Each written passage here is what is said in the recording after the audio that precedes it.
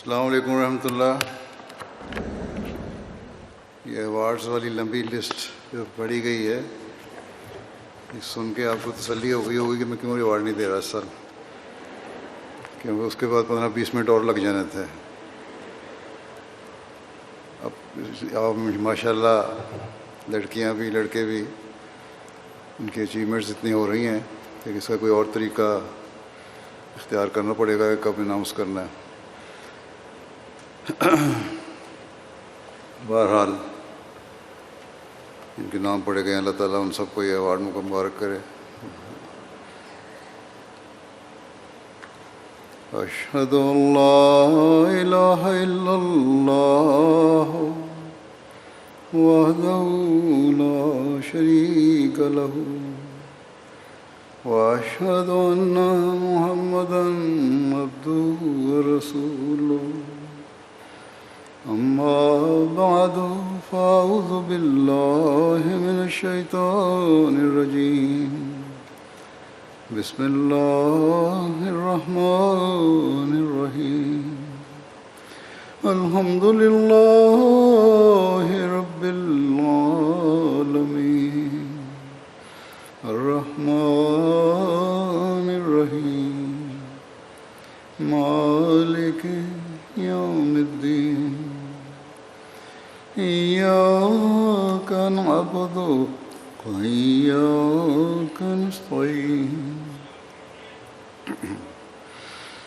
اہدنا الصراط المستقیم صراط الذین انعمت علیہم غیر المغضوب علیہم ولا الضالین۔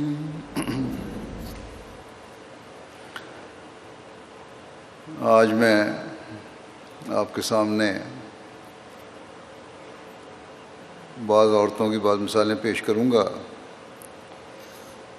اور جو واقعات پیش کروں گا ان سے ایک حقیقی مسلمان عورت کی دینی اور روحانی حالت کا بھی پتہ چلتا ہے، دین کے لیے غیرت کا بھی پتہ چلتا ہے، دین کو دنیا پر مقدم کرنے کی روح کا بھی پتہ چلتا ہے، اولاد کی تربیت کی فکر کا بھی پتہ چلتا ہے۔ غرض کے بہت سی باتیں ہیں اور بھی جن سے ایک حقیقی مسلمان عورت کا مقام سامنے آتا ہے۔ یہ واقعات میں نے حضرت صلی اللہ علیہ وسلم کی صحابیات کی سیرت سے بھی لیے ہیں، حضرت مسیح موعود علیہ السلام کے زمانے کی احمدی خواتین کے بھی ہیں، آپ کے بعد کے زمانے کی احمدی خواتین کے بھی ہیں، اور موجودہ دور کے بھی اب تک۔ حضرت مسیح موعود علیہ السلام کے زمانے کے بعد خلافت خامسہ سے پہلے کہ صرف حضرت مسلم موعود رضی اللہ عنہ کے عہد کے بعد واقعات لیے ہیں، صحابیات سے لے کر اب تک ان واقعات کی اتنی بڑی تعداد ہے کہ ایک دور کے واقعات کو بیان کرنے کے لیے ہی کئی گھنٹے چاہیے، اور اگر لکھا جائے تو کتابوں کی کئی جلدیں چاہیے، اور پھر بھی شاید ختم نہ ہو۔ ان واقعات کا یوں جمع کرنا ہماری تاریخ میں یہ بتاتا ہے کہ اسلام کی ابتدا سے عورت کا جو مقام تھا اس نے ان مثالوں کو زندہ رکھا ہوا ہے۔ اسلام پر یہ اعتراض کیا جاتا ہے کہ اسلام عورت کو کوئی مقام نہیں دیتا۔ مسلمان عورت کا اسلام کی تاریخ میں ذکر اور اس کی عبادتوں کے معیار، جان مال کی قربانی اور اولاد کی تربیت کی مثالیں جو اب تک زندہ ہیں، اور ان مثالوں کی بنیاد پر آئندہ جو عمارتیں استوار ہو رہی ہیں، وہی اس بات کا ثبوت ہے کہ عورت کا اسلام میں ایک مقام ہے۔ دنیا کی تاریخ دان تو اپنی تاریخ میں چند ایک عورتوں کی مثالیں محفوظ کیے ہوئے ہیں، لیکن اسلام کی تاریخ میں صرف چند ایک بڑی نامور خواتین کے ہی نام محفوظ نہیں، بلکہ بے شمار مثالیں عورتوں کی نیکی اور تقوی اور قربانیوں کے حوالے سے محفوظ ہیں اور ہوتی چلی جا رہی ہیں۔ اب مزید کسی تمہید کے بغیر میں بعض مثالیں اور واقعات پیش کرتا ہوں، لیکن یہ ضرور کہوں گا کہ عورتیں کہتی ہیں کہ عورتوں کے بھی واقعات بیان کیا کریں، تو اگر صرف ان واقعات کو سن کر وقتی طور پر محظوظ ہونا ہے اور متاثر ہونا ہے تو کوئی فائدہ نہیں۔ ان واقعات کو سننے کا فائدہ تو تبھی ہے جب ان نیک نمونوں کو اپنی زندگیوں کا حصہ بھی بنانے کی کوشش کریں۔ بس اس نیت سے انہیں سنیں اور غور کریں۔ عبادتوں اور تعلق باللہ کے معیار قائم کرنے کے لیے جو کوششیں عورتیں کرتی تھیں صحابیات، اس بارے میں ایک روایت میں آتا ہے، حضرت عبداللہ بن عباس اپنی والدہ حضرت ام فضل کا ذکر کرتے ہیں کہ میری والدہ کو روزے سے اس قدر محبت تھی کہ ہر پیر اور جمعرات کے دن وہ روزہ رکھا کرتی تھی۔ پھر ایک روایت ہے ام المومنین حضرت میمونہ بنت حارث سے روایت ہے کہ ایک دفعہ رسول اللہ صلی اللہ علیہ وسلم مہاجرین کی ایک جماعت میں مال غنیمت تقسیم فرما رہے تھے۔ حضرت زینب بنت جہش نے کوئی بات کہی، حضرت عمر نے ان کو ڈانٹ دیا، کیوں بول رہی ہو بیچ میں؟ اس پر رسول اللہ صلی اللہ علیہ وسلم نے فرمایا، اے عمر ان کو چھوڑ دو، وہ تو افواہ ہیں، یعنی جو خوف خدا اور محبت کی وجہ سے بہت آہیں بھرتا ہو۔ ایک روایت میں یہ ذکر بھی ملتا ہے کہ کسی آدمی نے پوچھا رسول اللہ صلی اللہ علیہ وسلم افواہ کیا ہوتا ہے؟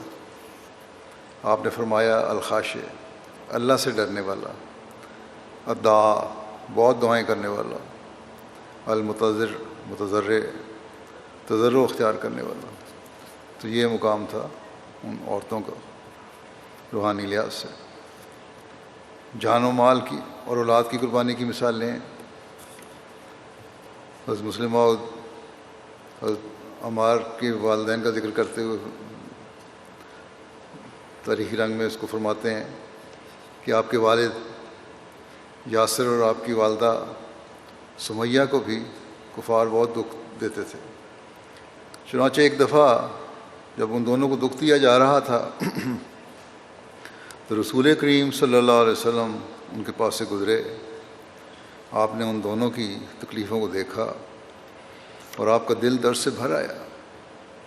آپ ان سے مخاطب ہو کر بولے، صبراً آل یاسر فإن موعدکم الجنہ، اے یاسر کہ خاندان صبر سے کام لو، خدا نے تمہارے لیے جنت تیار کر چھوڑی ہے۔ اور یہ پیش گوئی تھوڑے ہی دنوں میں پوری ہو گئی، کیونکہ یاسر مار کھاتے کھاتے مر گئے، فوت ہو گئے، مگر اس پر بھی کفار کو صبر نہ آیا اور انہوں نے ان کی بڑھیا بیوی سمیہ پر ظلم جاری رکھے۔ چنانچہ ابو جہل نے ایک دن غصے میں ان کی ران پر اس زور سے نیزہ مارا جو ران کو چیرتا ہوا ان کے پیٹ میں گھس گیا اور تڑپتے ہوئے انہوں نے جان دے دی۔ حضرت ام شریک نے جب اسلام قبول کیا تو ان کے مشرک رشتہ داروں نے ان کو ان کے گھر سے پکڑ لیا اور ان کو ایک بدترین مست اور شریر اونٹ پر سوار کر دیا اور ان کو شہد کے ساتھ روٹی دیتے رہے اور پینے کے لیے پانی کا ایک قطرہ بھی نہیں دیتے تھے اور انہیں سخت دھوپ میں کھڑا کر دیتے تھے جس سے ان کے ہوش و حواس جاتے رہے۔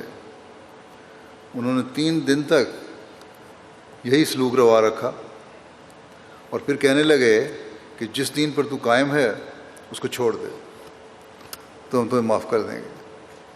حضرت ام شریک کہتی ہیں کہ میں ان کی بات نہ سمجھ سکی.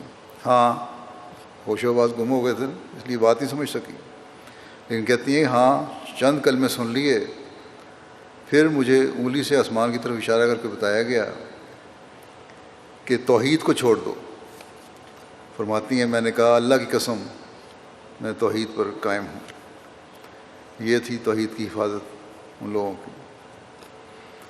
حضرت عروہ بن زبیر بیان کرتے ہیں کہ شہادت سے 10 دن پہلے حضرت عبداللہ بن زبیر اپنی والدہ حضرت اسماء کے پاس آئے. وہ بہت بیمار تھیں. حضرت عبداللہ بن زبیر نے ان کی خیریت دریافت کی تو حضرت اسماء نے کہا میں تو سخت تکلیف میں ہوں. حضرت عبداللہ بن زبیر نے کہا کہ موت میں راحت ہے. انہوں نے دیکھا ایسی حالت ہے قریب المرگ ہے، انہوں نے تسلی دی کہ اب یہی ہے، موت ہی ہے اور اسی میں راحت ہے، اسی سکون ملے گا. حضرت اسماء نے کہا فوراً جواب دیا بیٹے کو کہ شاید تم میرے لیے موت کی خواہش کر رہے ہو. میں اس وقت تک نہیں مروں گی جب تک میں 2 صورتوں میں سے ایک صورت نہ دیکھ لوں. یہ ایمان تھا، یقین بھی تھا. یا تو تم شہید ہو جاؤ، تمہیں شہید ہوتا دیکھ لوں اور میں اللہ تعالیٰ سے ثواب کی امید رکھوں، اور یا تم اپنے دشمن پر قابو پا لو اور میری آنکھیں ٹھنڈی ہو جائیں.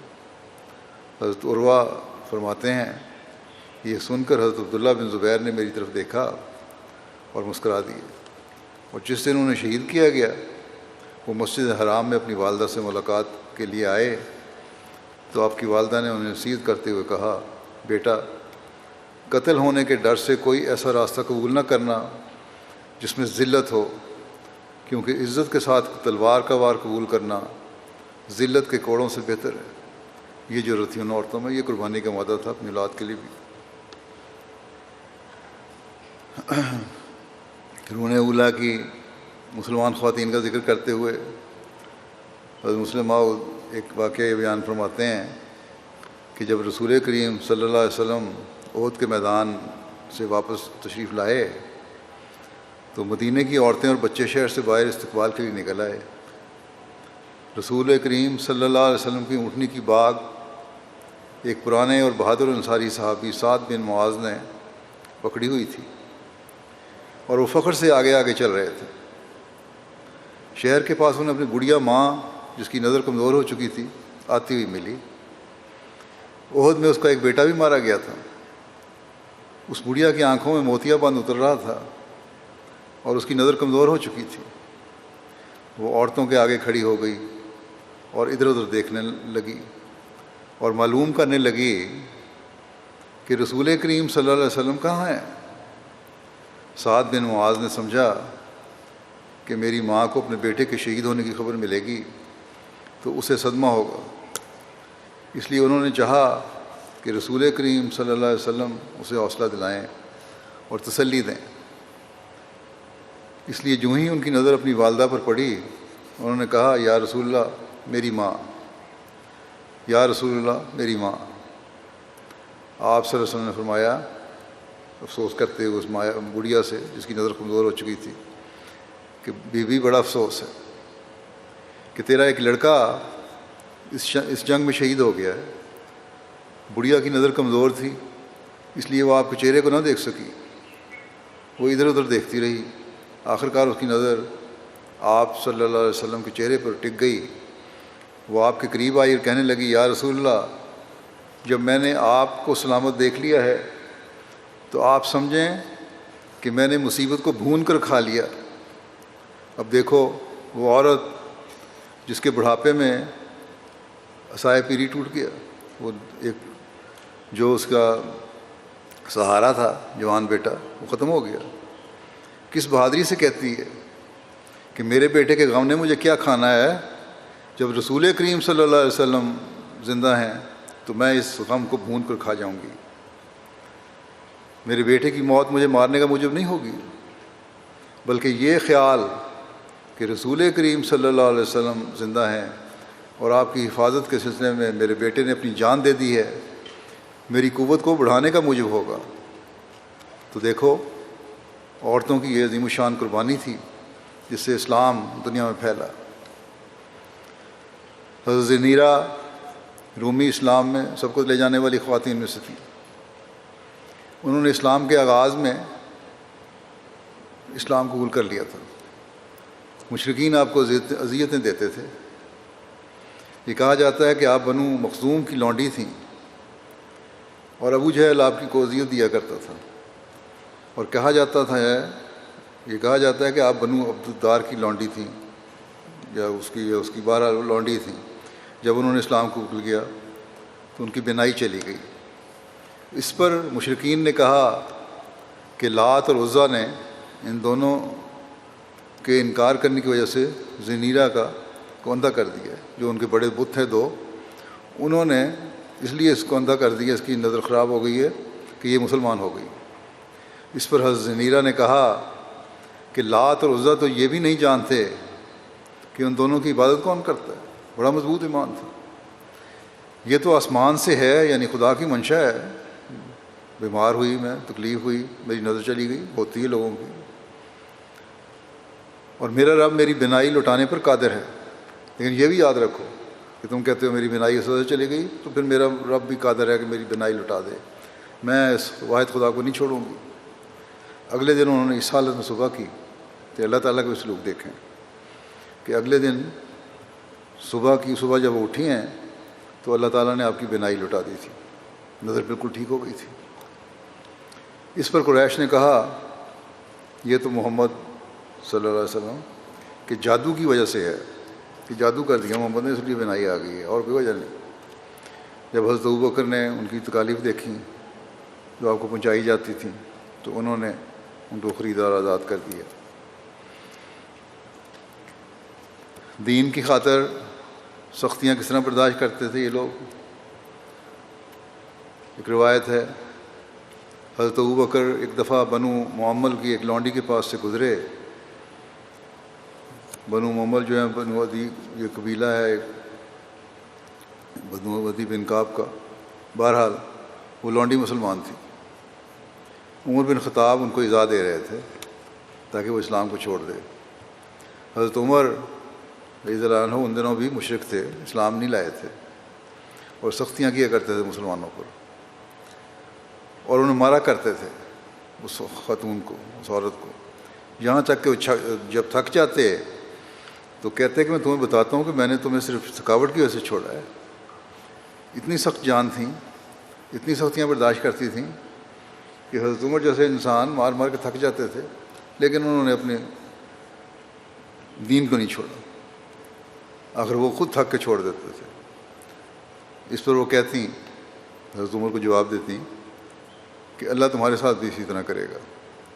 پھر حضرت ابوبکر نے اسے بھی خرید کر آزاد کر دیا، لیکن اللہ تعالیٰ نے حضرت عمر کی کوئی نیکی پسند آئی تھی جس کی وجہ سے ان کو اسلام قبول کرنے کی دعوت دے دی، اور وہ سلوک نہیں ہوا۔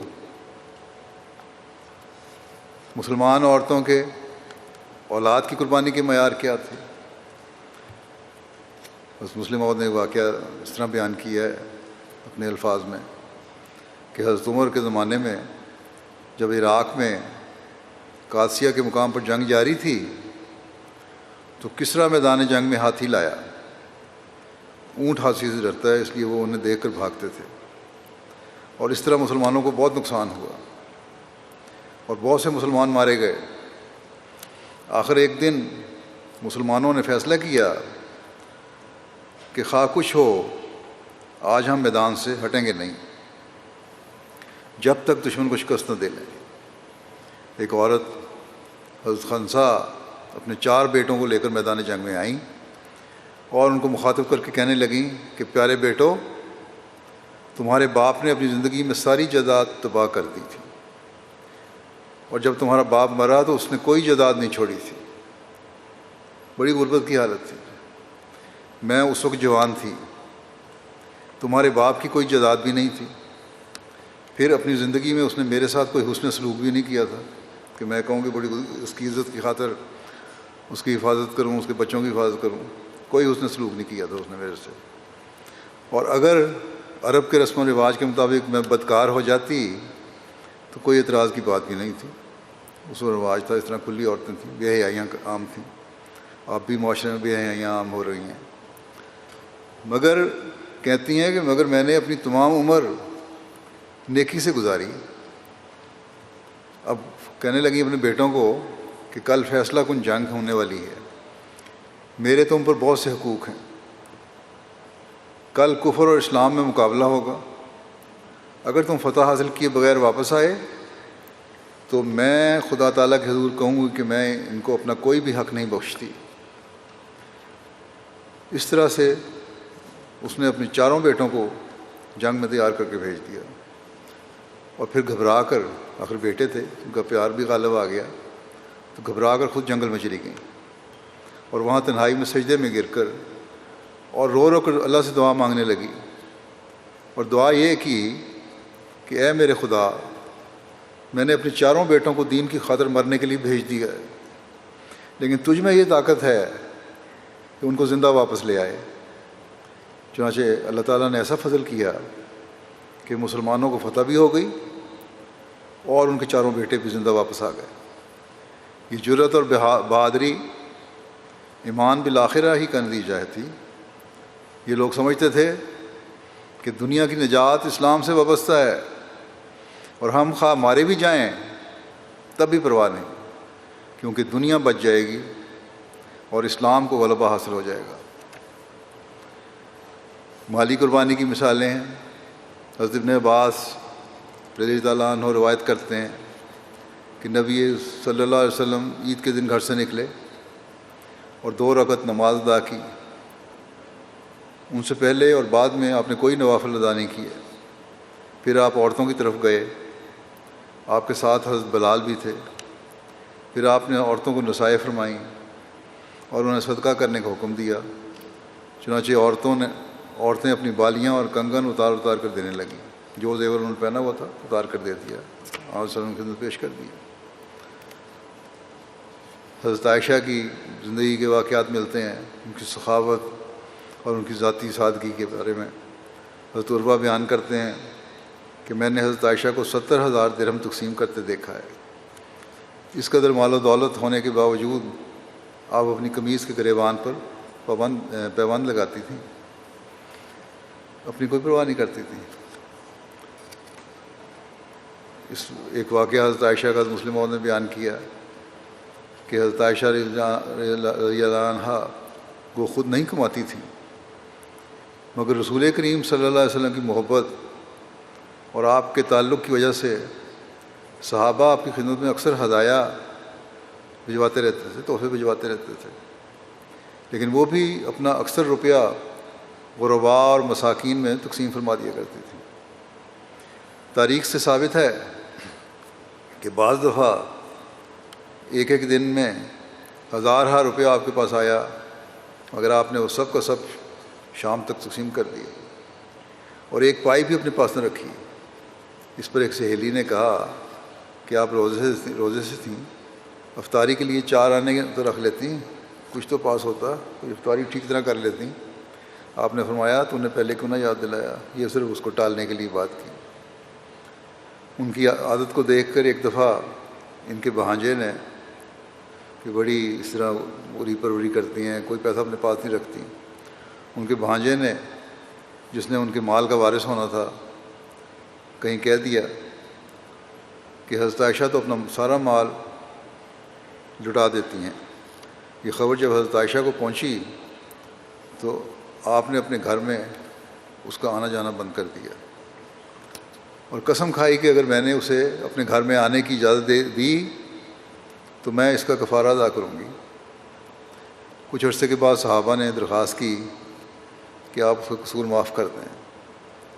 چنانچہ ان کے زور دینے پر حضرت عائشہ نے ان کو معاف کر دیا، بھانجے کو معاف تو کر دیا، مگر فرمایا کہ چونکہ میں نے یہ عہد کیا تھا کہ اگر میں اسے معاف کروں گی تو کفارہ ادا کروں گی، اس لیے میں اس کا کفارہ یہ قرار دیتی ہوں کہ آئندہ میرے پاس جو دولت بھی آئے گی وہ میں سب کی سب غرباء اور یتامہ اور مساکین کی بہبودی کے لیے تقسیم کر دوں گی۔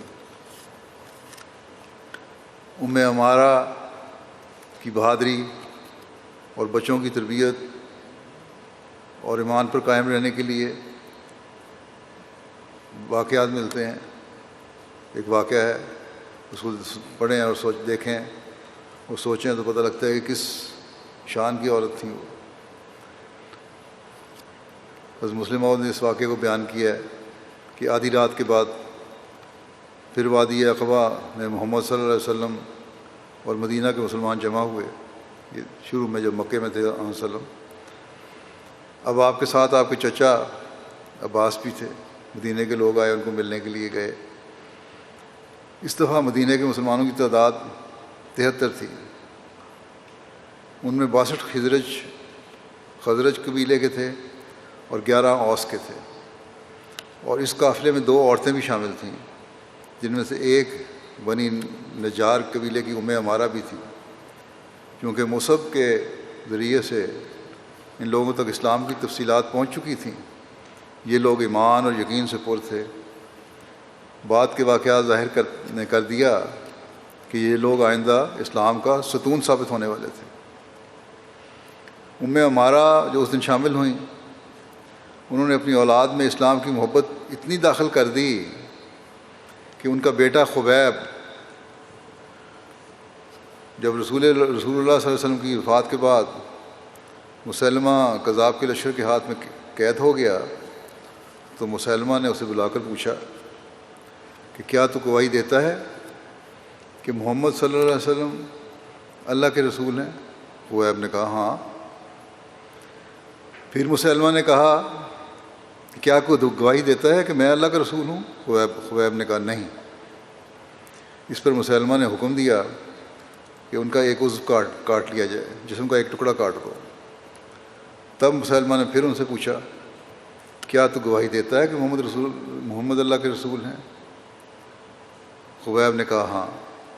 پھر اس نے کہا کیا گواہی دیتا ہے کہ میں اللہ کا رسول ہوں؟ خبیب نے کہا نہیں۔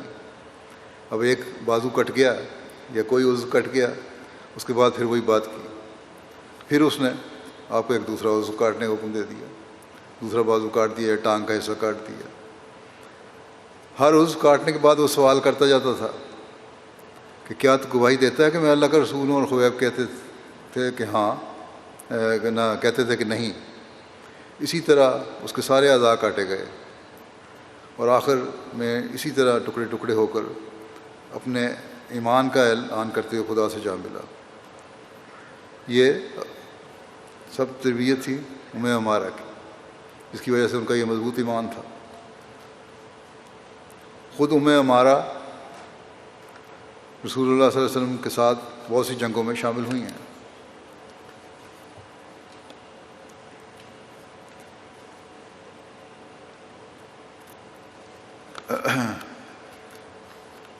نیکیوں کے معیار کے بارے میں روایت ہے، ابن ابی ملیکہ سے روایت ہے کہ حضرت اسماء نے کہا میں حضرت زبیر کے گھر کام کاج کیا کرتی تھی، ان کا ایک گھوڑا تھا جس کی میں نگہداشت کرتی۔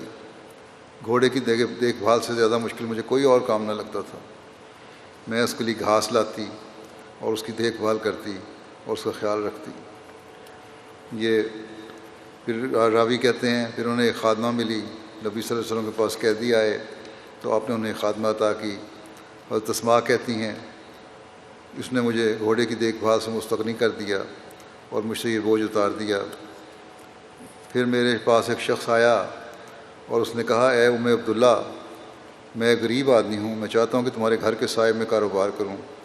حضرت اسماء نے کہا کہ اگر میں تمہیں اجازت بھی دوں گی تو حضرت زبیر انکار کر دیں گے، بس تم آنا اور مجھ سے زبیر کی موجودگی میں پوچھنا۔ وہ شخص آیا، اس نے کہا عبداللہ، میں غریب آدمی ہوں، چاہتا ہوں کہ آپ کے گھر کے سائے میں کاروبار کروں۔ انہوں نے کہا کیا تجھے مدینے میں میرا ہی گھر نظر آیا ہے؟ حضرت زبیر نے انہیں کہا تمہیں کیا ہوا ہے؟ تمہیں غریب آدمی کو کاروبار سے منع کرتی ہو؟ پھر بہرحال اس کو اجازت دے دی، تجارت کرتا رہا یہاں تک کہ اس نے کچھ کمائی کر لی، اور کہتی ہیں کہ میں نے اپنی خادمہ اس کے ہاتھ بھیج دی۔ حضرت زبیر میرے پاس آئے تو اسی کی قیمت میری گود میں تھی۔ انہوں نے کچھ پیسے مجھے انہوں نے کہا کہ مجھے پیسے ہبہ کر دو۔ حضرت اسماء نے کہا یہ رقم جو مجھے آئی ہے یہ تو میں پہلے صدقہ کر چکی ہوں۔ ایک عورت ملی کام کرنے کے لیے، ان کا بوجھ ہلکا ہوا اس سے، لیکن کیونکہ ضرورت تھی اس کو بیچ دیا۔ بیچنے کے بعد جو رقم آئی اس کو اپنے اوپر خرچ نہیں کیا، خاوند نے مانگا تو اس کو بھی نہیں دیا، انہوں نے کہا یہ تو بس صدقہ کر دیا۔ بس اس شخص کی غریب پروری بھی کر دی، خاوند کے گھر کے جو حفاظت کا جو معیار قائم کرنا تھا وہ بھی قائم رکھا، اور مال سے بے رغبتی کا اظہار بھی کر دیا۔ یہ نمونے تھے۔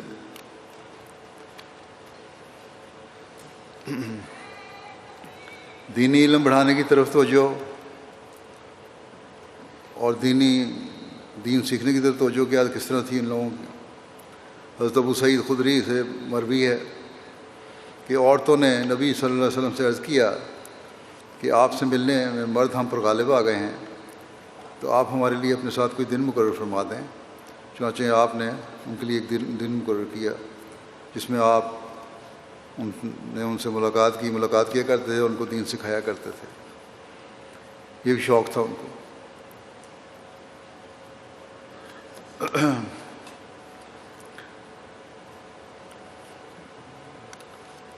خلیفہ مسیح ثانی نے اپنی تفسیر میں ایک جگہ لکھا ہے سورہ نور کی آیت 32 کے حوالے سے کہ اسلام ہرگز یہ حکم نہیں دیتا کہ عورتیں گھروں میں بند ہو کر بیٹھ جائیں، اور نہ ابتدائی اسلام میں مسلمان عورتیں ایسا کرتی تھیں، بلکہ وہ رسول کریم صلی اللہ علیہ وسلم کا آواز سننے آتی تھیں، جنگوں میں شامل ہوتی تھیں، زخمیوں کی مرہم پٹیاں کرتی تھیں، سواری کرتی تھیں، مردوں سے علوم سیکھتی تھیں اور سکھاتی بھی تھیں۔ حضرت عائشہ رضی اللہ عنہا کے متعلق تو یہاں تک ثابت ہے کہ آپ مردوں کو رسول اللہ صلی اللہ علیہ وسلم کی حدیثیں سنایا کرتی تھیں۔ غرض ان کو پوری عملی آزادی حاصل تھی، صرف اس امر کا ان کو حکم تھا کہ اپنے سر، گردن اور منہ کے وہ حصے جو سر اور گردن کے ساتھ وابستہ ہیں ان کو ڈھانپے رکھیں تاکہ وہ راستے جو گناہ پیدا کرتے ہیں بند رہیں، اور اگر اس سے زیادہ احتیاط کر سکیں تو نقاب اوڑھ لیں، لیکن یہ کہ گھر میں بند رہیں اور تمام علمی اور تربیتی کاموں سے الگ رہیں، یہ نہ اسلام کی تعلیم ہے۔ اسلام یہ نہیں کہتا گھروں میں بند ہو جاؤ، اور نہ اس پر اس سے پہلے کبھی عمل ہوا ہے۔ احادیث میں آتا ہے کہ رسول کریم صلی اللہ علیہ وسلم کا یہ طریق تھا کہ آپ امن کے زمانے میں صحابہ کرام سے ہمیشہ دوستانہ مقابلے کروایا کرتے تھے، جن میں تیر اندازی اور دوسرے فنون حرب اور قوت و طاقت کے مظاہرے ہوتے تھے۔ ایک دفعہ اسی قسم کے کھیل آپ نے مسجد میں بھی کرائے، اور حضرت عائشہ سے فرمایا کہ اگر دیکھنا چاہو تو میرے پیچھے کھڑے ہو کر کندھوں کے اوپر سے دیکھ لو۔ چنانچہ حضرت عائشہ رضی اللہ تعالیٰ عنہا نے آپ کے پیچھے کھڑی ہو گئیں، رضی اللہ تعالیٰ عنہا آپ کے پیچھے کھڑی ہو گئیں، اور انہوں نے تمام جنگی کرتب دیکھے۔ اب ہم یہ صرف مثال پیش کرتے ہیں آن رسول اللہ کی شفقت کہ دیکھو جی بیوی کا جذبات کا خیال رکھا اور اسے دکھایا، صرف اتنی سی بات نہیں ہے، اور گہرائی ہے اس میں۔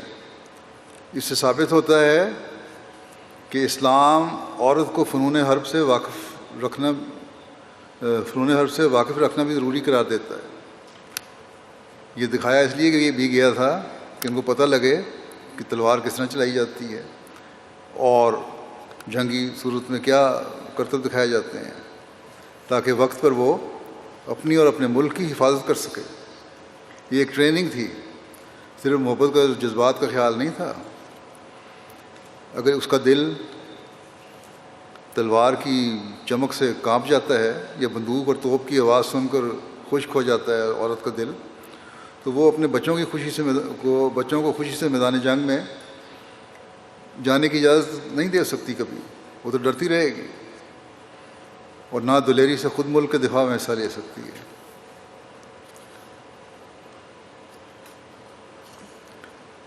عورتوں کی بہادری کے بارے میں بھی اسلام کی تاریخ سے واقعات لکھتے ہوئے بیان کیا آپ نے کہ عورتوں نے اسلامی جنگوں میں وہ کام کیے ہیں جو بے پردہ یورپین عورتیں آج بھی نہیں کر رہی۔ اسلامی جنگوں میں عورتوں نے وہ کام کیے ہیں جو بے پردہ یورپین عورتیں آج بھی نہیں کر رہی۔ لوگ کہتے ہیں جی پردہ روک ہے، پردہ کوئی روک نہیں۔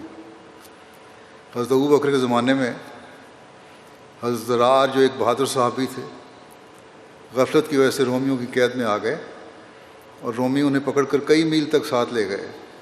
ان کی بہن خولہ کو اس کا پتہ لگا تو اپنے بھائی کی زرہ اور سامان جنگ لے کر گھوڑے پر سوار ہو کر ان کے پیچھے گئیں اور دشمن سے اپنے بھائی کو چھڑا لانے میں کامیاب ہو گئیں۔ اس وقت رومی سلطنت طاقت اور قوت کے لحاظ سے ایسی ہی تھی جیسے آج کل انگریزوں کی حکومت ہے۔ یہ اس زمانے کی بات ہے جب انڈیا اور بر صغیر میں انگریزوں کی حکومت تھی اور دنیا میں اکثر جگہوں پہ تھی، مگر اس کی فوج ایک صحابی کو قید کر کے لے گئی تو ان کی بہن اکیلی باہر نکلی اور کئی میل تک رومی سپاہیوں کے پیچھے چلی گئی اور پھر بڑی کامیابی سے اپنے بھائی کو ان کی قید سے چھڑا لائی۔ اور مسلمانوں کو اس بات کا اس وقت پتہ لگا جب وہ اپنے بھائی کو واپس لے آئی۔ حضرت عمارہ کی بہادری کا ذکر ہی ہوا تھا پہلے، اور کہ جنگوں میں بھی بعض دفعہ حصہ لیا انہوں نے، تو اس کا واقعہ جنگ احد کا ہے۔ حضرت عمارہ جنگ احد میں شریک ہوئیں، نہایت پامردی سے لڑیں۔ جب تک مسلمان فتح یاب تھے وہ مشق میں پانی بھر کر لوگوں کو پلا رہی تھی۔ جب بلرا مسلمانوں کے ہاتھ طرف تھا، بھاری تھا، اس طرف مسلمان جیت رہے تھے، تو وہ یہ خدمت کر رہی تھی کہ پانی پلا رہی تھی جنگی فوجیوں کو۔ لیکن جب شکست ہوئی، بعض لوگوں کی غلطی کی وجہ سے جب فتح شکست میں بدل گئی، تو حضور صلی اللہ علیہ وسلم کے پاس پہنچیں اور سینہ سے پر ہو گئیں، پھر وہاں کھڑی ہو گئیں آگے آن صلی اللہ علیہ وسلم کے پاس۔ سب سے خطرناک جگہ تو وہی تھی۔ کفار جب آپ پر بڑھتے تو تیر اور تلوار سے روکتی تھی۔ حضور اکرم صلی اللہ علیہ وسلم خود بیان فرماتے ہیں کہ میں نے احد میں ان کو اپنے دائیں اور بائیں لڑتے ہوئے دیکھا۔ ابن قمیہ جب تیزی سے حضرت صلی اللہ علیہ وسلم کے پاس پہنچ گیا تو حضرت عمارہ نے بڑھ کر روکا، چنانچہ کندھے پر گہرا زخم آیا ان کو اس جنگ میں۔ انہوں نے بھی تلوار ماری، لیکن وہ دوہری زرہ پہنے ہوئے تھا، اس لیے کارگر نہ ہوئی، اور عمارہ زخمی ہو گئی، ان کا آواز اتنا کارگر نہیں ہوا۔ تو یہ تھا صحابیات کا کچھ ذکر۔ حضرت مسیح علیہ السلام کے زمانے کی خواتین کا ذکر۔ حضرت اماں جان حضرت نصرت جہاں بیگم صاحبہ کے ذکر سے شروع کرتا ہوں۔ حضرت مرزا بشیر احمد صاحب فرماتے ہیں یہ زمانہ جو حضرت مسیح علیہ السلام کا زمانہ ہے، یہ اس ایسی جنگوں کا زمانہ تو نہیں جو پہلے زمانے میں ہوتی تھی، یہ تو مالی قربانیوں کا زمانہ ہے، یہ علمی خزانے لٹانے کا زمانہ ہے۔ حضرت مسیح علیہ السلام کے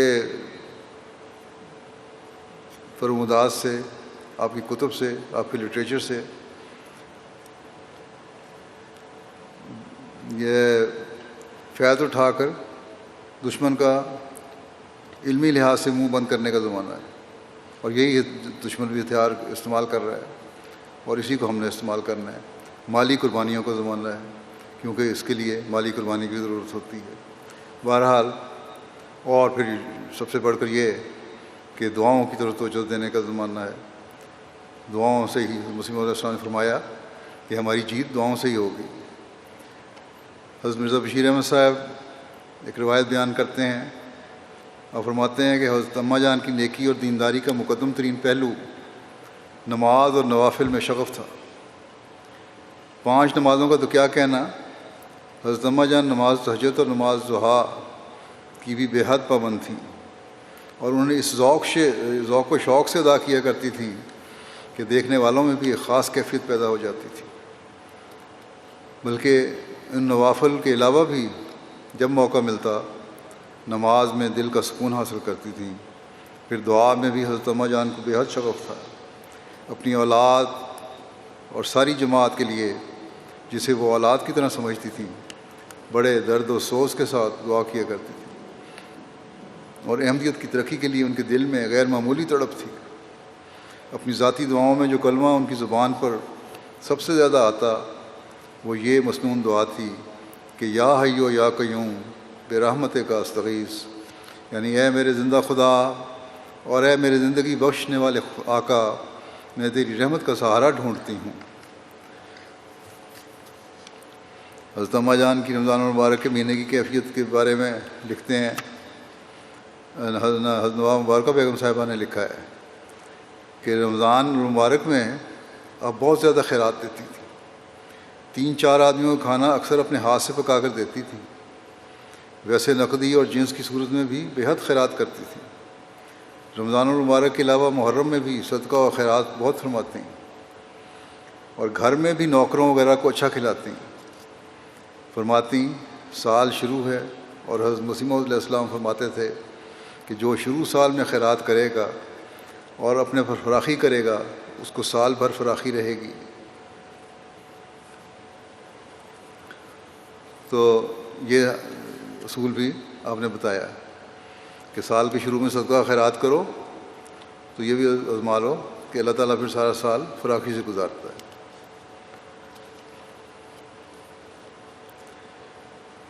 حضرت چودھری محمد ظفر اللہ خان صاحب کی والدہ کا ذکر آتا ہے، ان کی بیعت کا واقعہ ہے کہ وہ کہتے ہیں، چودھری صاحب بیان کرتے ہیں کہ جب والد صاحب کچہری سے واپس آئے تو انہوں نے اپنے والدہ صاحبہ سے دریافت کیا کہ کیا آپ مرزا صاحب کی زیارت کے لیے گئے تھے؟ حضرت مسیح موعود السلام گئے ہوئے تھے وہاں۔ والدہ صاحبہ نے جواب دیا گئی تھی۔ والد صاحب نے پوچھا بیعت تو نہیں کی؟ والدہ صاحبہ نے سینے پر ہاتھ رکھ کر کہا الحمدللہ کہ میں نے بیعت کر لی ہے۔ اس پر والد صاحب نے کچھ رنج کا اظہار کیا، غصے کا اظہار کیا۔ والدہ صاحبہ نے جواب دیا کہ یہ ایمان کا معاملہ ہے، اس میں آپ کی خفگی مجھ پر کوئی اثر نہیں کر سکتی۔ اگر یہ امر آپ کو بہت ناگوار ہے تو آپ جو چاہیں کر لیں، پھر جو چاہیں فیصلہ کر دیں، میں تو یہ ایمان کا معاملہ میں اس کو نہیں چھوڑوں گی۔ اور پھر کہنے لگیں کہ جس خدا نے اب تک میری حفاظت اور پرورش کا سامان کیا ہے وہ آئندہ بھی کرے گا۔ اتنا زیادہ ایمان تھا ان میں کہ ایک عورت ان کو ہمیشہ ڈرایا کرتی تھی کہ میری بدعا سے تمہارے بچے مر جائیں گے، لیکن 2 بچے فوت ہوئے، اور ایک لمبا قصہ ہے یہ، لیکن انہوں نے اس کی بات نہیں مانی، اور انہوں نے کہا کہ توحید کو میں نہیں چھوڑوں گی۔ 2 بچے قربان کر دیے، پھر اللہ تعالیٰ نے ان کو بیٹوں سے نوازا بھی۔ اسی طرح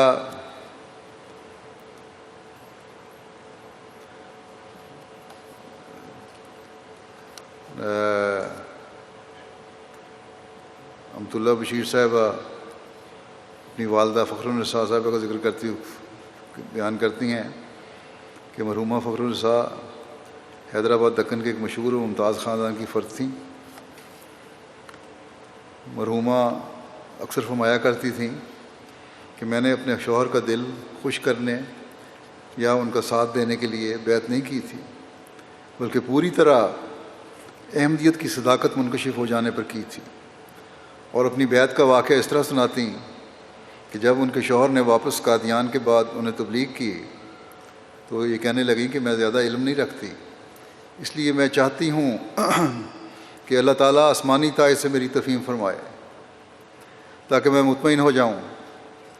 چنانچہ چند سالوں کی دعا کے بعد ایک مرتبہ خواب میں دیکھا کہ صحن مکان میں آسمان سے کاغذ کی پرچیاں کثیر تعداد میں گر رہی ہیں، اور جس پرچی کو کہتی ہیں میں اٹھا کر دیکھتی ہوں اس پر مرزا غلام احمد قادیانی لکھا ہوا پاتی ہوں۔ اس رویا کے بعد اطمینان حاصل ہو گیا اور صدق کے دل سے سن 1900 میں بیعت کر لی۔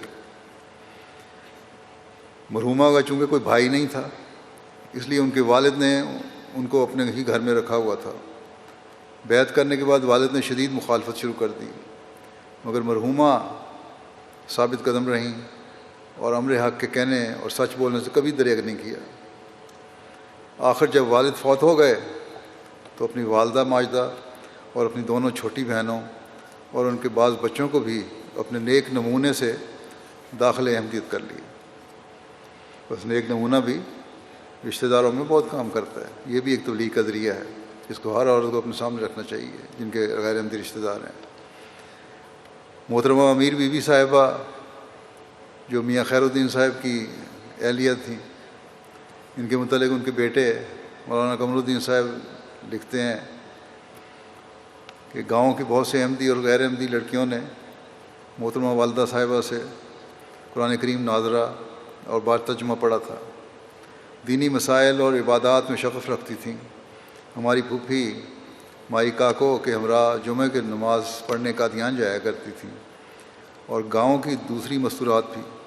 ایک مرتبہ والدہ صاحبہ نے حضرت مسیح موعود علیہ السلام سے نماز مغرب کے متعلق سوال کیا کہ کھانا پکانے کا وقت ہوتا ہے، کیسے ادا کی جائے؟ سوال کر دیا کہ نماز مغرب کا وقت ہوتا ہے، ادھر سے کھانا پکانے کا وقت ہوتا ہے، ہاں خاوند آ جاتا ہے، گھر والے آ جاتے ہیں، کھانا دو، تو کس طرح ادا کروں؟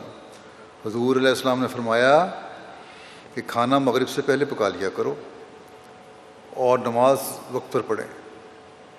حضور نے یہ ارشاد بڑی تاکید سے فرمایا، وقت پہ نماز پڑھنے کا ارشاد بڑی تاکید سے فرمایا۔ گھر کے کاموں کا بہانہ کر کے اپنی نمازوں کو آگے پیچھے نہیں کرنا چاہیے، یہ ہر عورت کو نوٹ کرنا چاہیے۔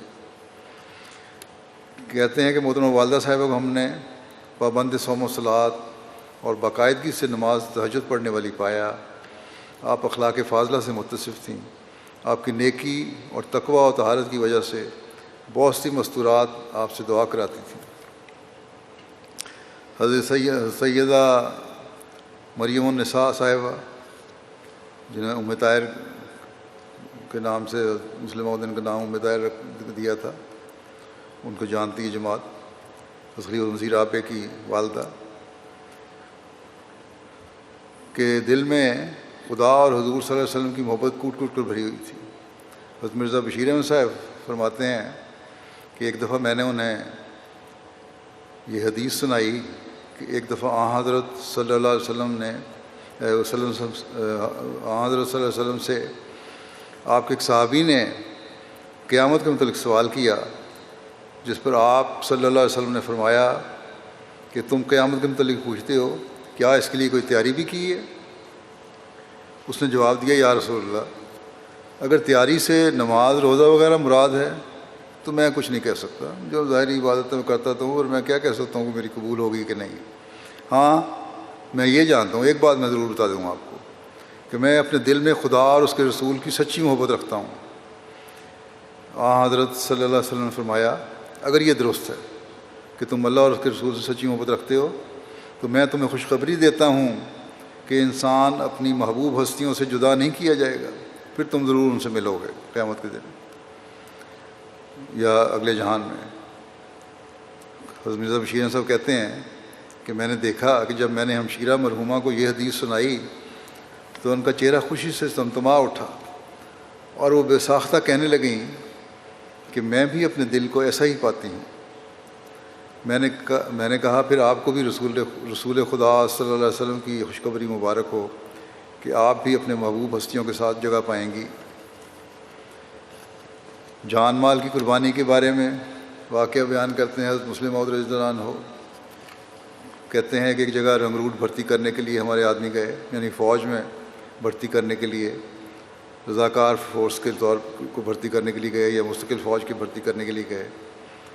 وہاں انہوں نے جلسہ کیا ہمارے آدمیوں نے، اور تحریک کی کہ پاکستانی فوج میں بھرتی کرنے کے لیے گئے تھے، کہ پاکستانی فوج میں شامل ہونے کے لیے لوگ اپنے نام لکھوائیں۔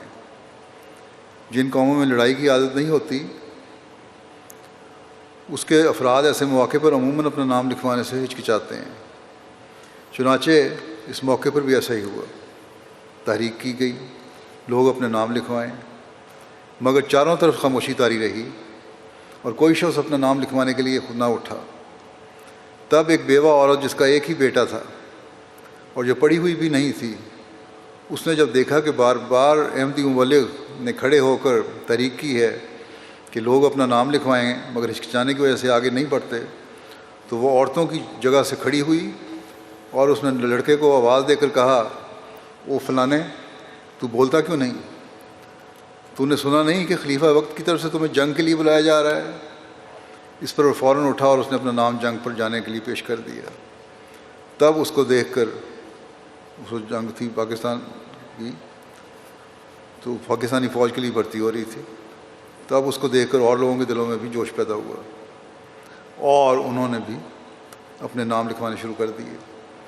مسلم اور لکھتے ہیں کہ وہ عورت زمیندار طبقے سے نہیں تھی، بلکہ غیر ذمہ دار طبقے سے تعلق رکھتی تھی، جس کے متعلق ذمہ دار بڑی حقارت سے یہ کہتے ہیں کہ وہ لڑنا نہیں جانتے، مگر اس نے غیر ذمہ دار ہو کر اپنی ذمہ داری کو محسوس کیا، اور ایسی حالت میں محسوس کیا کہ جب وہ بیوہ تھی اور اس کا صرف ایک ہی بیٹا تھا اور آئندہ اسے کوئی بیٹا ہونے کی امید بھی نہیں تھی، اس نے کہا جب خدا اور اسلام کے نام پر ایک آواز اٹھائی جا رہی ہے تو پھر میرا کوئی بیٹا رہے یا نہ رہے، مجھے اس آواز کا جواب دینا چاہیے۔ شدید جذبات، آپ لکھتے ہیں کہ شدید جذبات مقابل میں ویسے ہی جذبات پیدا کر دیا کرتے ہیں۔ جب اس نے یہ بات کہی تو کئی بزدل جو اپنے آپ کو پہلے بچا رہے تھے انہوں نے بھی اپنے ارادوں کو پیش کرنا شروع کر دیا، اور جب یہ اطلاع میرے پاس پہنچی اور خط میں نے یہ واقعہ پڑھا اس عورت کا کہ کس طرح اس نے قربانی کی ہے، تو پیشتر اس کے کہ میں اس خط کو بند کرتا، میں نے خدا تعالیٰ سے دعا کرتے ہوئے کہا، اے میرے رب، یہ بیوہ عورت اپنے اکلوتے بیٹے کو تیرے دین کی خدمت کے لیے یا مسلمانوں کے ملک کی حفاظت کے لیے پیش کر رہی ہے، اے میرے رب، اس بیوہ عورت سے زیادہ قربانی کرنا میرا فرض ہے۔ میں بھی تجھ کو تیرے جلال کا واسطہ دے کر تجھ سے یہ دعا کرتا ہوں کہ اگر انسانی قربانی کی ہی ضرورت ہو تو اے میرے رب، اس کا بیٹا نہیں بلکہ میرا بیٹا مارا جائے۔ حضرت مسلم موعود نے یہ دعا کی۔ پھر فرماتے ہیں کہ مجھے یاد ہے 1953 کے فسادات کے دوران میں ضلع سیالکوٹ کے ایک عورت پیدل روا پہنچی اور اس نے ہمیں بتایا کہ ہمارا گاؤں دوسرے علاقے سے کٹ چکا ہے اور مخالفوں نے ہمارا پانی بند کر دیا ہے، اگر ہم پانی لینے جاتے ہیں تو ہمیں مارتے ہیں۔ اس وقت ایک فوجی افسر یہاں رخصت پر آیا ہوا تھا، اس کو میں نے ایک مقامی دوست کے ساتھ وہاں بھیجا تاکہ وہ وہاں جا کر احمدیوں کی امداد کرے۔ اب مسلموں دیکھتے ہیں، دیکھ لو کتنی بڑی ہمت کی بات ہے کہ جہاں مرد قدم نہ رکھ سکے وہاں ایک عورت نے اپنے آپ کو پیش کر دیا۔ اس وقت مرد اپنے گھروں سے باہر نکلنے سے ڈرتے تھے، مگر وہ عورت سیالکوٹ سے پیدل سنبڑیال کی طرف گئی، وہاں سے گجرانوالہ کی طرف آئی اور پھر گجرانوالہ سے کسی نہ کسی طرح یہاں پہنچی اور ہمیں جماعت کے حالات سے آگاہ کیا، اور ہم نے یہاں سے ان کی امداد کے لیے آدمی بھجوائے۔ تو فرماتے ہیں کہ دیکھو خدا تعالیٰ کے فضل سے ہماری عورتیں مردوں سے زیادہ دلیر ہیں۔ پھر ایک جگہ آپ نے فرمایا بہت سے مبلغ ہیں جن کی قربانیوں کا صحیح اندازہ ہماری جماعت کے دوست نہیں لگا سکتے، بالخصوص 2 مبلغ تو ایسے ہیں جو شادی کے بہت تھوڑا عرصہ بعد ہی تبلیغ کے لیے چلے گئے اور اب تک باہر ہیں۔ ان میں سے ایک تو دوست تو 9 سال سے تبلیغ کے لیے گئے ہوئے ہیں، حکیم فضل الرحمان صاحب ان کا نام ہے۔ انہوں نے شادی کی اور شادی کے تھوڑے عرصے کے بعد ہی انہیں تبلیغ کے لیے بھجوا دیا گیا۔ وہ ایک نوجوان اور چھوٹی عمر کی بیوی کو چھوڑ کر گئے تھے، مگر اب وہ آئیں گے تو انہیں ادھیڑ عمر کی بیوی ملے گی۔ یہ قربانی کوئی معمولی قربانی نہیں، میرے نزدیک تو کوئی نہایت ہی بے شرم اور بے حیا ہو سکتا ہے جو اس قسم کی قربانیوں کی قیمت کو نہ سمجھے اور انہیں نظر انداز کر دے۔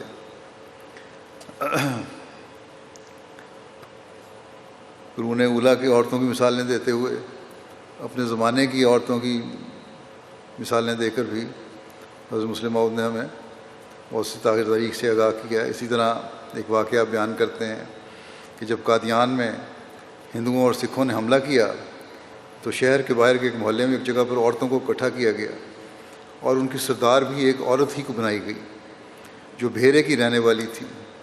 اس عورت نے مردوں سے بھی زیادہ بہادری کا نمونہ دکھایا۔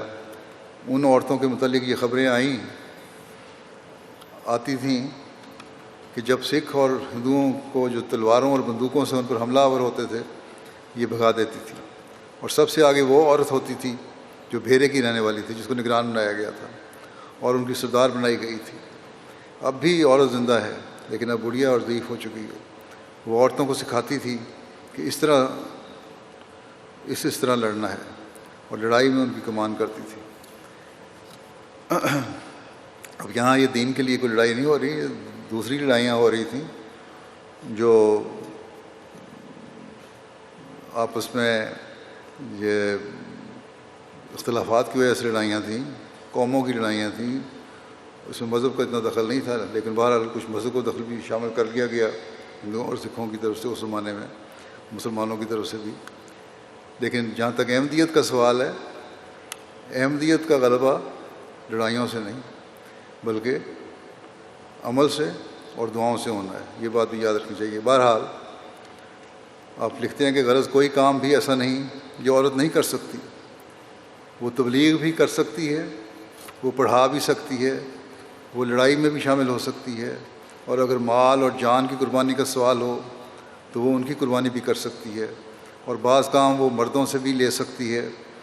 مرد بعض دفعہ کمزوری دکھا جاتے ہیں، اس وقت جو غیرت عورت دکھاتی ہے وہ کوئی اور نہیں دکھا سکتا۔ اب وہ جو عورت کی مثال ہے جس نے اپنے بیٹے کو کہا تھا، اسی کی مثال سے ظاہر ہوتا ہے کس طرح اپنے بیٹے کو کھڑا کیا اور اس کی وجہ سے پھر اور لوگ بھی کھڑے ہو گئے۔ اب اس زمانے کی بعض ایک دو مثالیں پیش کر دیتا ہوں کہ کس طرح عورتوں نے بیعت کے بعد ایمان اور علم میں ترقی کی ہے اور اپنے بچوں کی تربیت کی کوشش کی ہے، اپنی آپ کو بھی اللہ تعالیٰ کی تعلیم کے مطابق ڈھالنے کی کوشش کی ہے۔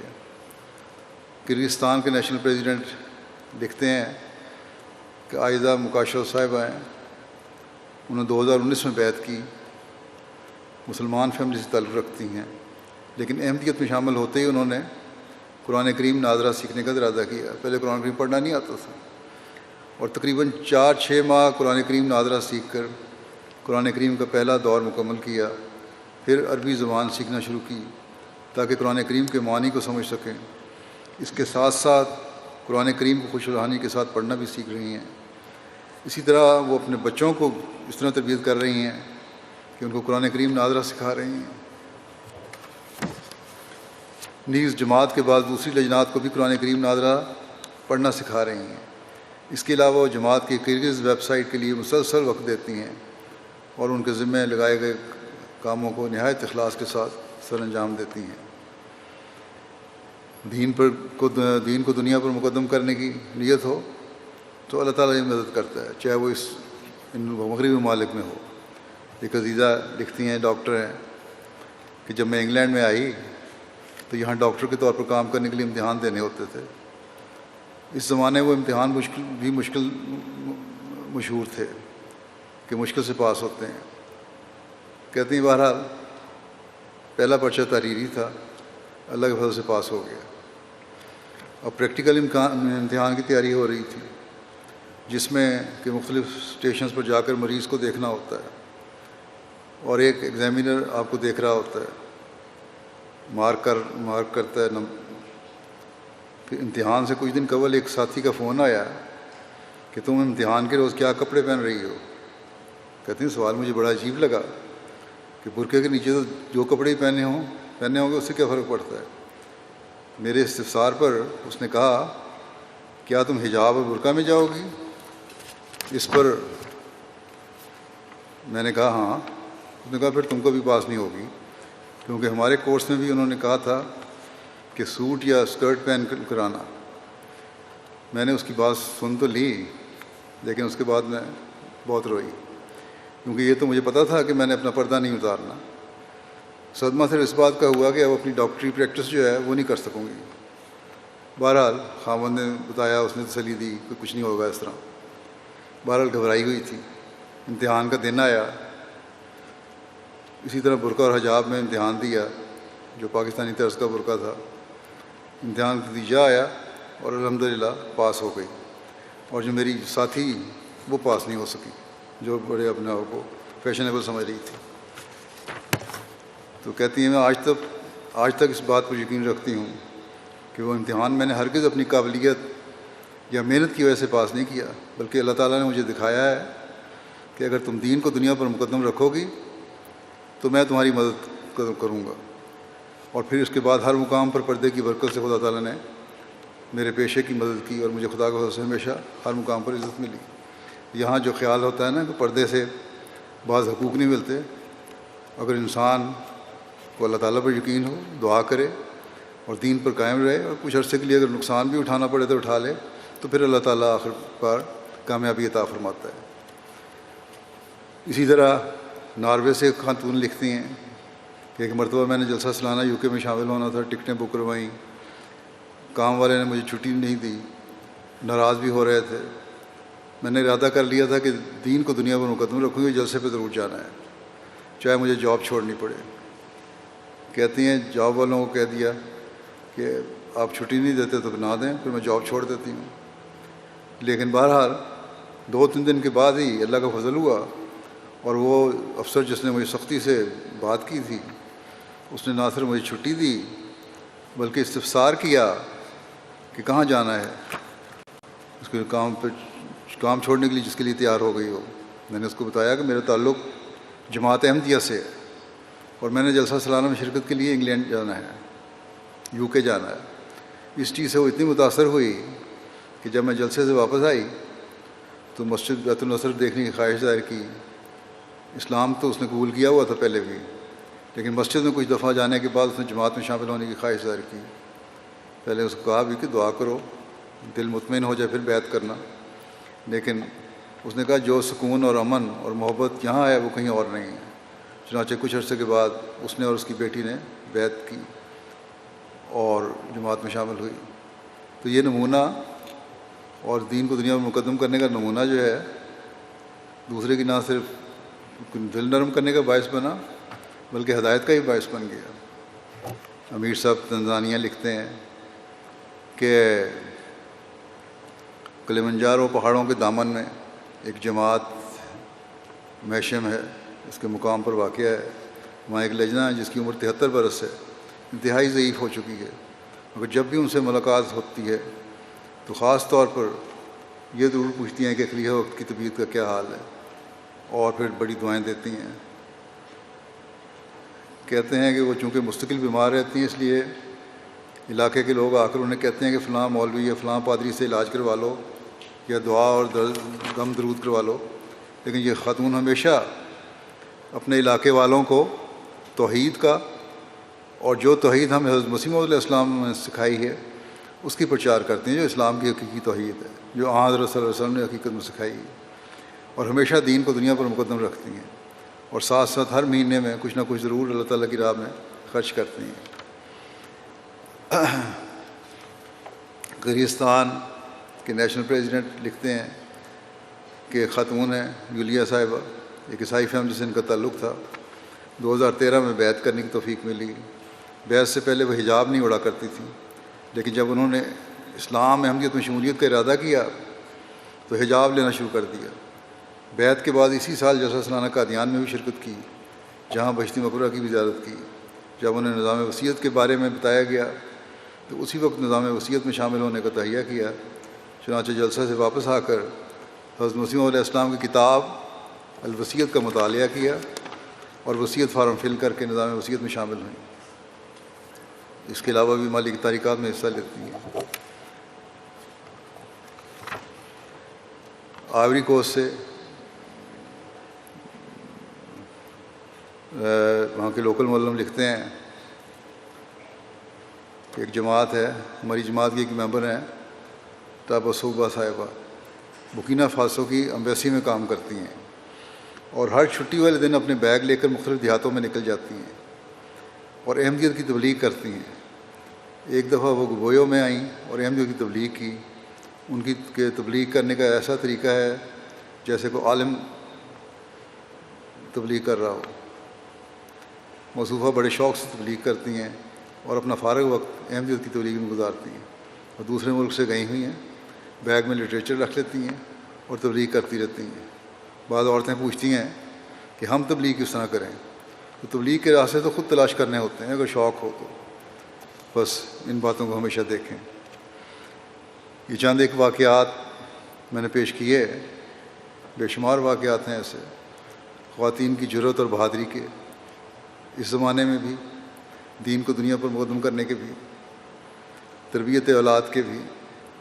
بعض تازہ واقعات میں وقتاً فوقتاً بیان کرتا بھی رہتا ہوں۔ اسی طرح صحابہ کے واقعات میں بعض خواتین کا بھی ذکر آ جاتا ہے کہ کس طرح انہوں نے قربانیاں کیں اور قربانیوں کی مثالیں قائم کیں، دین کو دنیا پر مقدم کیا۔ بس فائدہ تو تبھی ہے جب ان واقعات کو سن کر ان سے فائدہ اٹھایا جائے، یہ واقعات وہ روح پیدا کرنے والے ہو جائیں جن کی قرون اولیٰ کی مسلمان عورتوں نے بھی مثالیں قائم کی اور بعد کے زمانے کی نیک خواتین نے بھی مثالیں قائم کی۔ اگر ایک انقلابی تبدیلی ان باتوں کو سن کر پیدا ہو جائے، تقوی اور نیکی کے معیار قائم ہو جائیں،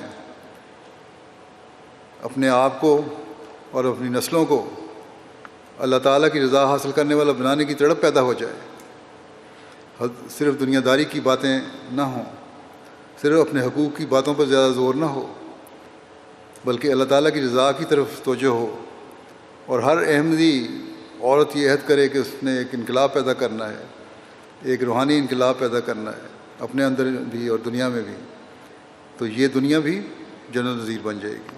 تبھی ایک انقلاب پیدا ہوگا ہمارے اندر، اور اگلے جہان میں بھی اللہ تعالیٰ کا قرب حاصل کرنے والے، اس کی رضا حاصل کرنے والے ہم بنیں گے۔ اللہ تعالیٰ سب کو اپنی زندگیوں کو اس نہج پر چلانے کی توفیق عطا فرمائے، اور ہمیں دعاؤں کی توفیق عطا فرمائے، اپنے آپ کو اسلامی تعلیم پر ڈھالنے کی توفیق عطا فرمائے۔ اب دعا کر لیں۔